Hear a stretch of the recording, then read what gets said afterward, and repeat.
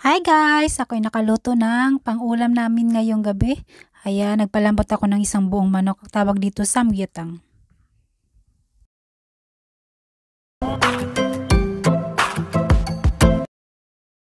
Hi guys! Ako'y magluluto ng ulam namin ngayon. Ang gagawin ko, magluluto ako ng buong manok. Ito yung mga sangkap natin. Ayan, may green onion tayo dito. Merong whole pepper, tapos may powder tayo. Meron onion. Yan guys, at ito lang yung mga sangkap ko, tapos yung binili kong halo-halo. Yan, meron akong ilalagay ditong garlic pero sa labas lang pag nagpakulo para dagdag sa siya, panlasa. Ayan, meron ako ditong malagkit, sticky rice, ilalagay ko to sa loob ng manok. Lulutuin ko siya ng mahigit isang oras. Tapos ito yung mga dahon, meron siyang dry na ginseng, meron din kahoy-kahoy.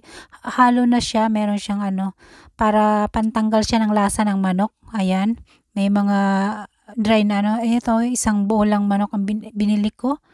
Ayan, papakuluan natin siya ng buo. Mamaya, lalagyan natin ng malagkit dun sa ilalim, sa loob. Tapos ilalak natin siya, saka natin papakuluan mahigit isang oras. Pag alam na natin luto na yung manok at luto na rin yung Yan guys, ito na yung manok. Lagyan natin ng bigas sa ilalim.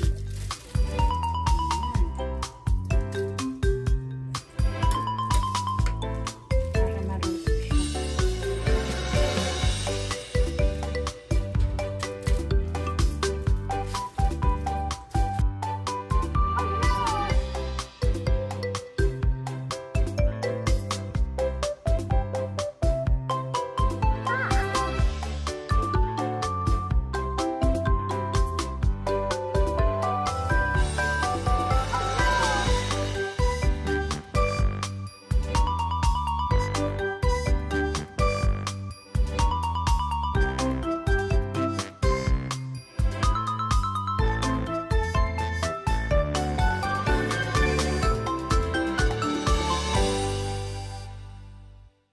Yan guys, ayan, nilalak ko siya ng ginamitan ko siya ng toothpick na mahaba para hindi yung kalat yung kanin na pag naluto siya sa loob. So, ayan guys, ilalak ko lang siya.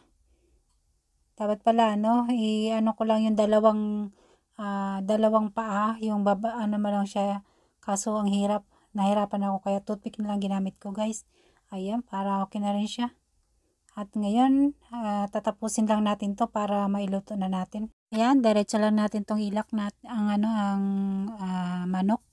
So guys, ganito lang siya. Hindi ako sanay maglagay ng kanin dun sa loob ng manok. So nahirapan ako. Lagi lang ako nag-steam ng manok pero walang laman yung loob niya. Empty talaga siya. So madali lang siyang gawin. Pero ito, nilagyan ko siya ng malagkit. Yan guys, i-continue na lang natin ilak yung ng manok. So ito, itutusukin ko na lang yung dalawang paa niya ng para hindi siya makalat doon pag niluto ko. Ayan, niluto natin habang napapakulo po ako ng water. So ayan, niready ko na siya, pati yung mga sangkap niya, ilalagay na natin mamaya. Yan guys, ito yung mga nasisang pack na siya na may mga kahoy, tapos meron siyang dry ginseng at meron din siyang dalawang ilalagay mo pag nagpakulo ka. Ayan, may mga kahoy-kahoy siya. Pangtanggal to ng langsa ng manok. So, maganda rin to sa pag nagpakulo kayo para at least dagdag sa siya, panlasa din. Ayan, naka-ready na ako guys ng mga sangkap. Ito yung mga natin. Ayan, pinutol ko kasi medyo mahaba yung may siya. Hindi ko alam mo anong pangalan ng kahoy na ito yung isa. Pero yung isa ginseng eh. Pero yung yung meron siyang malaki, hindi ko na nilagay kasi ayaw nila ng yung ganong kahoy. Itong malilit lang ang nilagay ko. Ayan guys, ang ilalagay ko pa lang pala. Yan, kumulo na yung water, so ilalagay na natin yung manok. Yan, dahan-dahan lang tayo, mainit. Mag-ingat tayo na hindi mapaso. Yan, lagay tayo ng black pepper na buo. Ayan, lalagyan na natin yung mga sangkap. May onion. Yung garlic dapat dinamihan ko siya para masarap. Ayan guys, ilagay na natin yung mga kahoy-kahoy. Ayun. Meron nang nakapak niya na ano, pwede nyo nang lagyan. Meron pang siyang nilalagay sa loob kasama nung kanin. So, dito kasi masarap din yun eh. Hindi ko na nilagay yung malaking ano na kahoy. Hindi ko alam kung anong lasa pag ano eh. Kasi pag nagpapakulo ako ganito lang, kinukuha ko lang yung malilit na kahoy. Ayan, nilagay ko siya ng green onion, hindi ko na hinati. Okay lang yung mahaba kasi hindi naman natin kakainin yung green onion. Ang kailangan lang natin dito yung pag naluto yung manok tsaka yung sabaw. Sasalain ko na lang siya guys, tatanggalin ko yung mga inano ko. Pag nagpakulo ako ng kanin tsaka yung pag sumobra yung manok.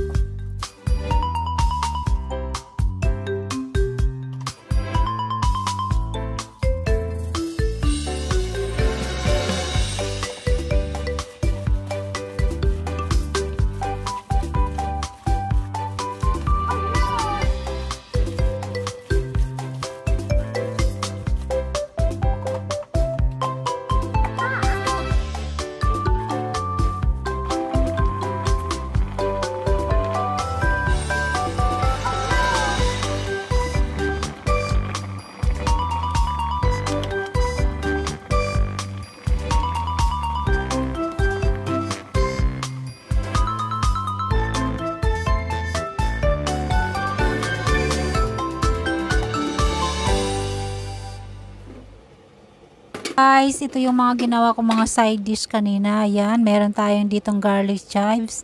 Ayan, meron kaktugi.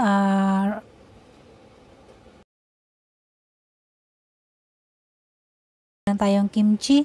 So, let's eat guys. Naka-ready na. So, ayan, nakaluto na ako ng manok. Ayan na siya guys. Kakain na tayo. Samahan niyo muna akong kumain guys. Ito, ang laki nito. So, alam ko hindi namin ito maubos kasi hindi naman kayo may malakas kumain sa ano. So, pag natira to, gagawin ko, iluluto ko ulit siya sa kanin at dun sa malagkit. So, gagawin natin siyang parang lugaw. Yung natira naming ano kanina, hindi namin naubos. So, ang ginawa ko, yung kanin, tapos may natira pa siyang, ano yung parang sa ating bahaw. Ayan, pinakulang ko na lang dito at malasa naman siya kasi meron na siyang sangkap talaga kanina. Ayan guys, ginawa ko. Ito na lang yung kinain ko. Ayan, kain muna tayo guys. Samahan nyo muna akong kumain. Nahuli na ako guys sa ano, dun sa dalawa.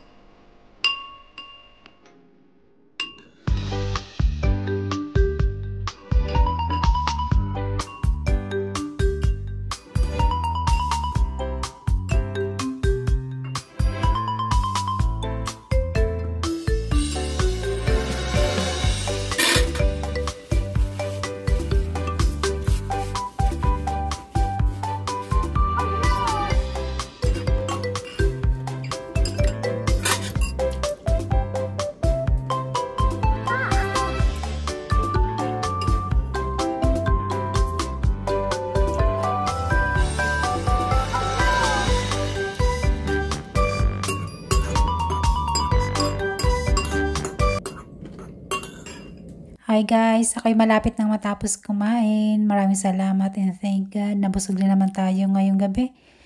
Thank you nga pala sa lahat ng mga subscribers ko, sa mga nagla-like, nag-comments. Shout out sa mga team, sa mga supporta nyo, sa mga kakulab. Ayan, Team Aspiring, the Unity Team, the Rising Stars, Bistads kapatid. Maraming salamat din sa Unity Team. Team Lutang, ayan, the Dream Team. Ingat po kayong lahat. Ingat po palagi. May God bless you all. See you on my next vlog. Thank you guys. Thank you sa lahat ng mga supportan nyo guys.